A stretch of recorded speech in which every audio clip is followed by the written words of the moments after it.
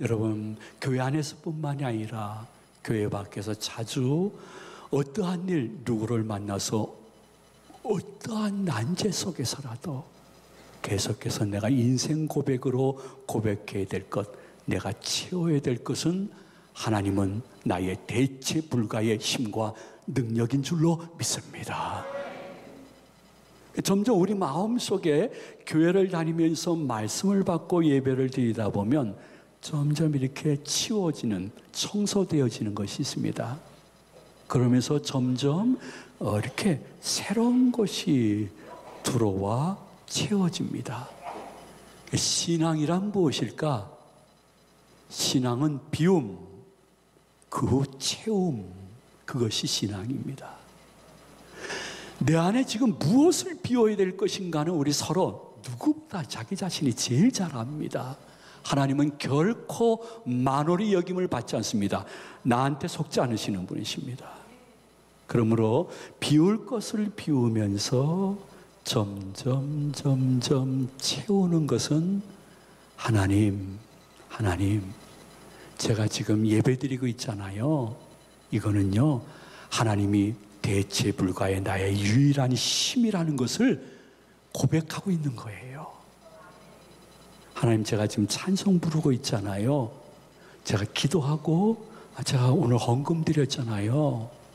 하나님이 나의 유일한 힘이고 하나님이 나를 지켜주실 줄로 믿는 믿음으로 드리는 것이니 주님 받으시고 역사하여 주시옵소서.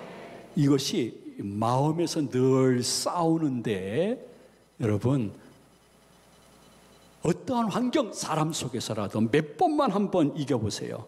그럼에도 불구하고 내가 다시 입으로 회의를 하든지 걸어가든지 누구와 만나가 이야기를 하든지 중요한 일을 지금 결정하기 위해서 둘이 단판을 짓든지 여러분의 마음으로 하나님은 나의 유일한 힘입니다. 능력입니다. 저를 긍휼히 여기시고 저에게 지혜를 달라고 말씀하실 때 하나님이 우리와 함께 하시기도 하지만은 어떤 때는 대신 싸우시는 하나님을 만날 수 있는 것, 그것이 우리의 의무요 특권인 줄로 믿으시기 바랍니다. 이 마음 전쟁에서 승리하시기를 축원해 드립니다. 인디안 체로키족이라고 있습니다. 체로키족 할아버지가 손주에게 이야기를 하는 내용입니다. 얘야, 나는 할아버지인데 늘 마음속에서 싸우고 있다. 두 녀석이 싸우고 있어. 그 두 녀석은 여우야. 내 마음 전쟁에서 첫 번째 늘 악이라는 여우가 나를 지배하려고 애를 써. 그 악이라는 여우는 나한테 때로는 의심을 주고 슬픔을 주기도 해. 어떤 땐 시기와 분노를 주기도 하고, 어떤 땐 이 악이라는 여우가 나한테 거짓말을 습관적으로 하게끔 만든단다. 그래서 열등감을 주기도 하고, 어떤 때 조금 일이 잘 되면 자만심을 주기도 하는 악이라는 여우가 내 안에서 자꾸 싸워. 근데 선이라는 녀석도 있어. 이 선이라는 여우는 나한테 할 수 있거든 기쁨을 주려고 하는 거야.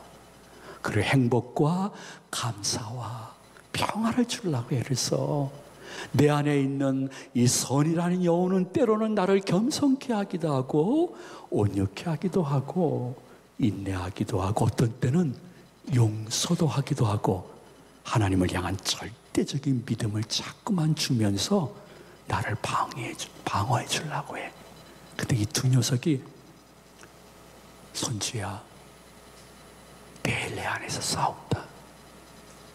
그러니까 손주가 할아버지한테 물어봤어요. 할아버지, 그러면 그 두 녀석 중에 어떤 여우가 이겨요? 그랬더니 할아버지가 대답하기를 내가 내 마음으로 키운 여우가 이겨. 내가 내 마음으로 키운 여우가 그 녀석이 늘 이겨. 우리도 마찬가지입니다. 신앙생활이요, 이 겉모습이 아니라 마음 전쟁인데요, 우리가 어떤 여우를 내가 키우느냐에 따라서 내가 악해질 수도 있고 선해질 수도 있는 것입니다. 이 마음에서 악한 여우를 여러분이 계속 길들이다 보면 내가 악해지고 그것이 표정과 언행 속에 나타나 가족이나 교인들이나 내 주위에 있는 사람들이 너무 힘들어하게 돼요. 내 마음 속에, 마음 전쟁 속에 선이라는 여우를 계속 내가 잘 힘들지만은 키우게 되어지면 그 영향이 마치 나비 효과처럼 돼가지고 나머지 가족들, 그리고 내 주위에 있는 교인들, 나의 삶 속에 있는 사회 속에 만나는 분들에게 좋은 영향력을 끼치고 평화와 심지어는 예수 그리스도를 전할 수 있다는 사실인 것입니다. 우리는 저도 예가 아니고 죽는 그날까지 이 마음 전쟁할 텐데, 여러분 무엇을 선택하느냐 이 부분에 있어서 여러분들은 순간 실패할 수도 있으나 다시 벌떡 일어나서 마음에 가져야 될 것은, 그럼에도 불구하고 여호와 하나님은 나의 힘이요 능력인 줄로 믿습니다. 그러므로 내가 주를 사랑하나이다. 저를 사랑해 주시옵소서. 여러분들도 다윗의 영성을 전수받으시는 좋은 주일 3부 예배자여 시청자님 되시기를 축원해 드립니다. 아버지 하나님, 저는 이것을 대항할 힘이 없어요. 하나님이 이 일에 대신 앞서가시며 역사하시고 저의 힘인 것을 보여주시옵소서. 하나님, 저는 더 이상 의지할 사람이 없어요. 환경이 없어요. 군중 속에 저 고독이에요. 근데 이거 해결돼야 되거든요. 저의 피할 바위로 오셔서 저에게 힘이 되시고, 그로 인해서 내가 그 바위 위에 높이 서서 나의 힘이 되신 하나님을 간증하고 전도할 수 있도록 저에게 역사하여 주시옵소서. 하나님, 이 난제를 저는 해결할 수 없어요. 제가 하나님을 조폭으로 믿는 것은 아니지만은 이 문제를 하나님이 해결할 수 있는 힘이 계시는 줄로 믿습니다. 하나님, 긍휼히 여겨주시고 저를 기억해 달라고 기도하다가 기다리다 그 기대가 기쁨과 기적이 되어 내가 만난 하나님을 다른 사람에게 전해볼 수 있는 간증자의 반열에 올라가는 우리 제이가족들 되시기를 주님의 이름으로 축원해 드립니다. 이 고백이 있는 사람, 교회 안에서가 아니라 교회 밖에서 이 고백이 더 생생한 분들은 1절 하반절에 시리 가는데 바늘이 따라오듯이 이 고백이 이어집니다. 우리 한번 2번 다 같이 봉독합니다. 내가 주를 사랑하나이다. 한 번 더, 내가 주를 사랑하나이다. 아멘. 이제 전과 달라지는 거예요. 우리가 주를 사랑하는 거 주님 아시죠? 이게 아닙니다. 하나님, 저분들이 주를 사랑한대요. 그게 아닙니다. 내가 이번 어려움을 통해서, 이번에 고난을 통해서 이제는 내가 개인적으로 단독적으로 아버지 하나님을 사랑하나이다. 하나님이 여러분들에게 받고 싶은 신앙 고백은 구체적으로 들어가면 개인적인 신앙 고백을 받고 개인적으로 찾아와 임마누엘 하시는 하나님이라는 것입니다. 여러분, 예수님도 12제자를 택했습니다. 근데 맨 처음에 택하니까 너무 무지하고 복음과 예수님에 대해서 모르니까 12제자를 데리고 공생의 초기에 제자들에게 신앙 고백을 묻지 않았습니다.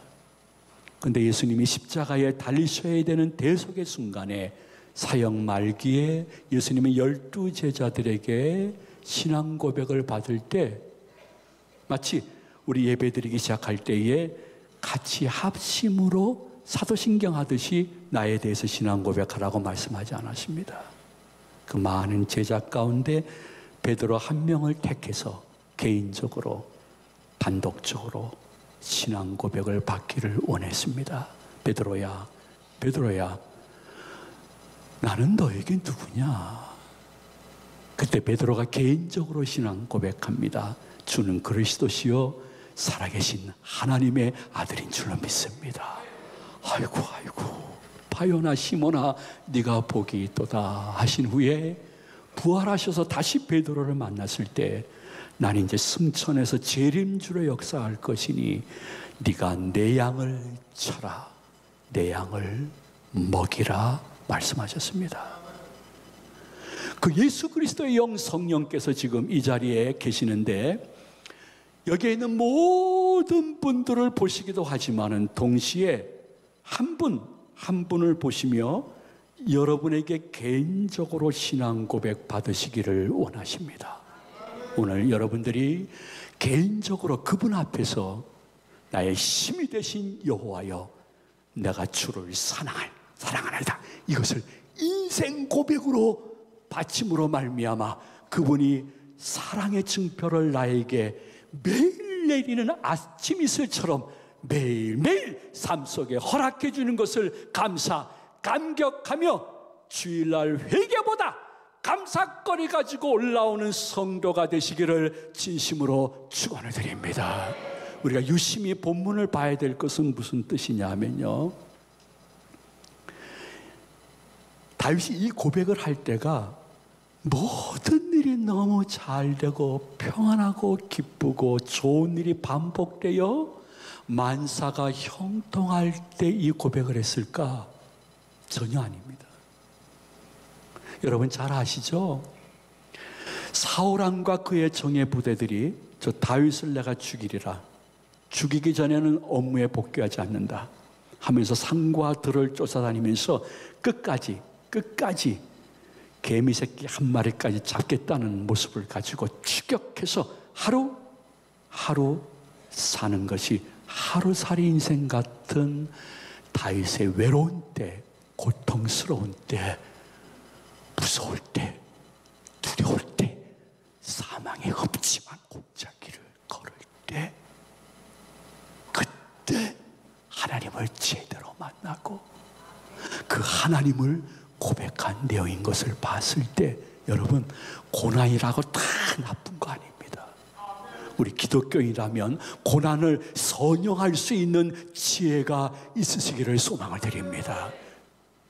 아버지 하나님, 나를 건져주시는 하나님인 것이 감사하며 무엇보다도 하나님은 나의 방패이시요 구원이시요 나의 산성이심을 믿습니다.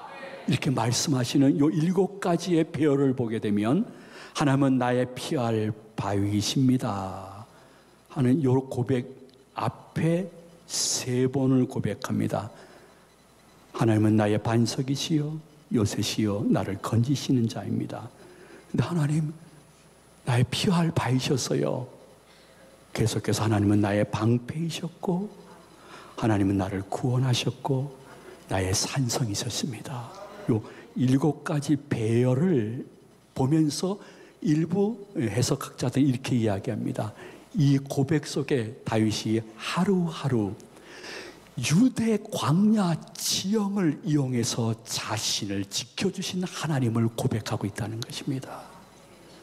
다윗이 피난했던 유대 광야는 굉장히 광야라는 표현도 어울리지만 사막 같은 곳이었습니다. 거기에는 많은 바위가 있었고 산성과 요새가 있었고 그곳에는 반석이 있었고 동굴이 있었습니다.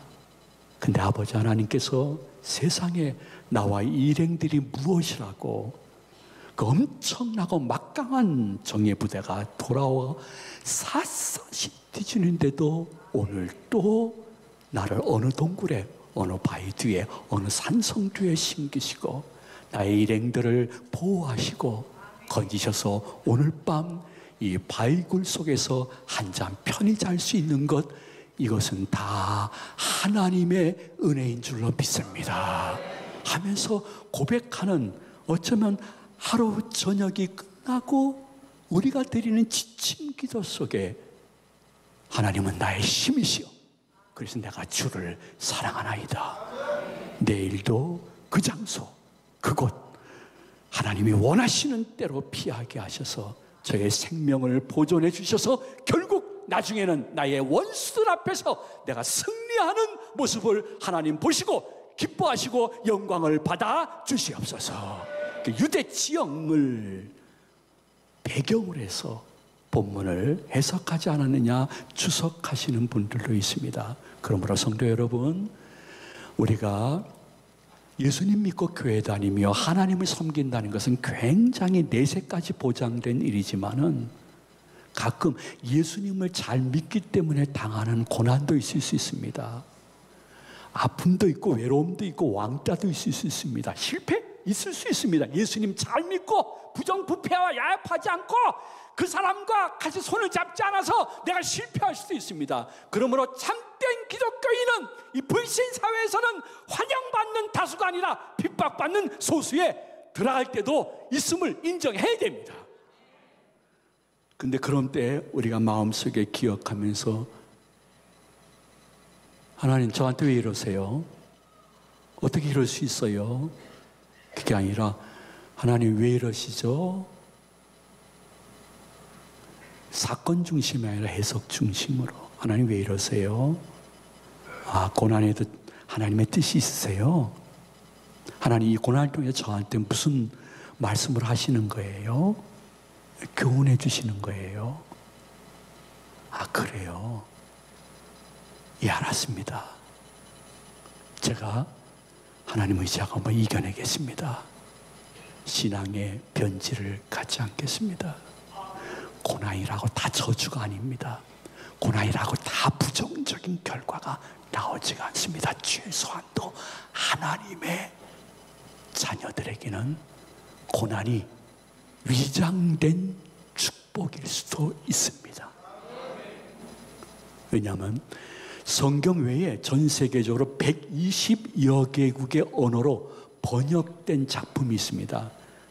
이렇게 전 세계적으로 번역된 것은 거의 없죠. 여러분 한번 이름이라도 들어봤을 것입니다. 철로 역정이라고 존 버녀이라는 분이 작품을 쓰셨죠.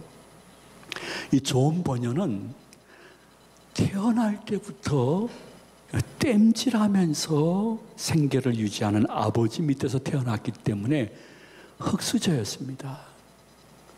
오늘 2부 예배 끝나고 어떠한 분이 가시면서 목사님, 제가 흙수저예요.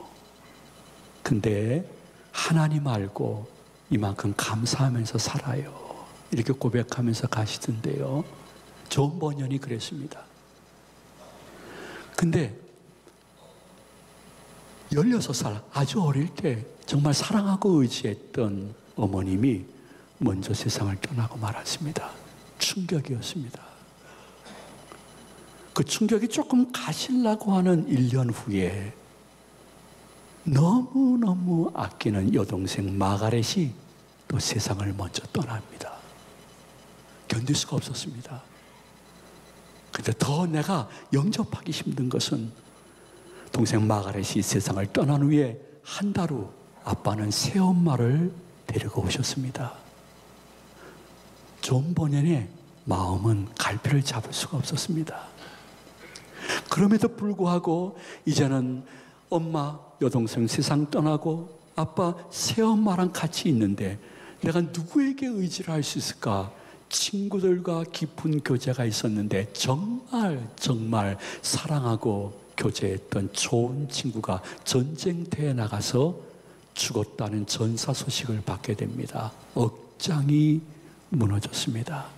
그래도 하나님이 때가 되니 와, 메리라는 가난한 자매와 결혼할 수 있는 은혜를 주었는데 메리와 함께 결혼해서 첫 번째 받은 자녀가 또 너무 가슴 아프게 선천적 시각장애인이 되고 말았습니다. 그러다가 4명의 자녀를 더 낳았는데 4명의 자녀를 다 낳은 후 존 버년의 아내는 또 먼저 세상을 떠났습니다. 유대 광야를 헤매던 다윗, 처지와 거의 비슷하지 않을까? 어쩌면 여러분 가운데 목사님, 제가 그래요. 지금 우리 가정이 그래요. 하시는 분 분명히 계신 것입니다. 존 버년이 그렇게 하려고 계획한 거 아닙니다. 하도 환경이 너무 자기를 옥죄이고 있으니까 탈출구로 자연스럽게 술에 도취하게 되었고, 그리고 모든 도박과 춤과 여자에게 빠져들어가 가지고 방탕한 생활한 그 내용을 쭉 얘기하려고 하면 오늘 설교 시간이 너무 짧아요. 근데 어느 날 선택된 백성은 하나님이 때가 되면 다시 부르시는 줄로 믿으시기 바랍니다.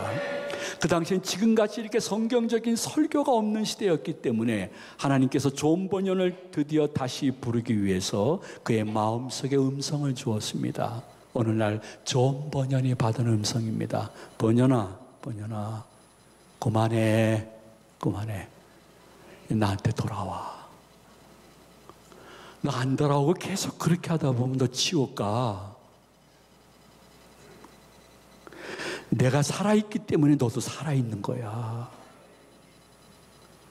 빨리 예수님 영접하여 그분을 구주로 모시고 살게 되면 내가 너와 함께 현세뿐만이 아니라 영원히 함께 할게. 음성을 존 버년이 들으면서 이것이 헛소리일까? 아니면 진짜 하나님의 음성일까? 이게 궁금했습니다. 그걸 해결할 수 있는 방법은 그때나 지금이나 똑같습니다. 성경을 읽으시면 됩니다. 존 버년이 성경을 읽기 시작했습니다. 읽는 것이 다독이 아니었습니다. 속독이 아니었습니다. 정독이었습니다. 그리고 내가 읽는 그 성경 구절의 양보다는 성경은 하나님의 말씀이기 때문에 내가 읽을 때 그분이 주시는 음성이 있거든요. 깨달음이 있고요. 교훈도 있지만 위로도 있죠. 그래서 내가 이 한 장을 읽었을 때, 이 몇 절을 읽었을 때 오늘 저에게 필요한 말씀을 달라고 묵상기도 하면 하나님이 그 본문을 통해서 여러분에게 말씀을 주셔서 그것이 이정표와 나침판이 될 줄로 믿으시기 바랍니다. 존 버년이 그렇게 묵상하다가 이게 내가 헛소리를 들은 게 아니구나, 하나님의 음성을 들은 거구나 하면서 그는 다시 하나님께 돌아와 하나님은 살아계십니다. 그분은 나의 힘이시오. 내가 그분을 사랑합니다. 고백하면서 그 극한 어려움 속에서 철로역정 작품을 완성을 해서 우리 신앙의 후대들과 신학생들에게 읽고 새롭게 될 수 있는 은혜를 주신 것입니다. 이러한 흐름이 너무 싫었든지 어느 날 그 후에 니체는 말했습니다. 신은 죽었다! 사신론을 주장하며 많은 사람들을 현혹했습니다. 그 후에는 사르트르라는 사람이 나타나서 인간의 자유를 위해서 신은 죽어야 된다! 살신론을 주장하면서 많은 사람들에게 하나님에 대한 신앙을 흔들게 했습니다. 그러나 지금까지 주님의 교회가 여기까지 올 수 있었던 것은 하나님은 죽었다. 인간의 자유를 위해서 하나님은 죽어야 된다 하는 흐름 속에서라도 다윗처럼, 여러분처럼 아닙니다. 하나님이 나를 다시 돌아오게 했습니다. 하나님은 살아계십니다. 그분은 나의 힘이십니다. 내가 그분을 사랑합니다.